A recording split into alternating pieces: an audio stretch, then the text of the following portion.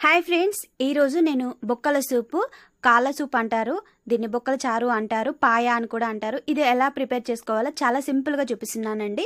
ముందుగా స్టవ్ మీద వచ్చేసి కుక్కర్ పెట్టి ఇందులో 2-3 స్పూన్ల ఆయిల్ వేసిన తర్వాత మిరియాలు, లవంగాలు, యాలకులు, తర్వాత పచ్చిమిర్చి, ఉల్లిపాయ, కొంచెం పుదీనా వేసిన తర్వాత అవి ఫ్రై అయిన తర్వాత ఇలా కాళ్ళ ముక్కలు వేసుకోవాలి అండి.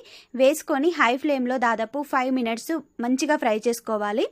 అలా ఫ్రై చేసుకున్న తర్వాత ఇందులోనే కొంచెం పసుపు, తర్వాత అల్లం ఎల్లిగడ్డ పేస్ట్ కూడా వేసుకోవాలి అండి. టేస్ట్ బాగుంటుంది. కొంచెం ఎల్లిగడ్డ ముక్కలు కూడా వేసుకోండి ఫ్రెండ్స్. నేను చిన్నగా కట్ చేసి వేసాను. బాగా ఫ్రై చేసుకోవాలి. వీటిని ఆయిల్లో మంచిగా ఫ్రై అవుతాయని స్మెల్ రాకుండా ఉంటాయి. ముఖ్యంగా ముందు వీటిని ఫ్రై చేసేటప్పుడు ముందే క్లీన్ చేసి పెట్టుకోవాలి, పసుపు ఉప్పు వేసి. బాగా ఫ్రై అయిన తర్వాత ఇప్పుడు ఇందులో 1 లీటర్ వాటర్ వేసుకున్న తర్వాత తగినంత సాల్ట్ వేసి దాదాపు 8 నుంచి 10 విజిల్స్ మీడియం ఫ్లేమ్లో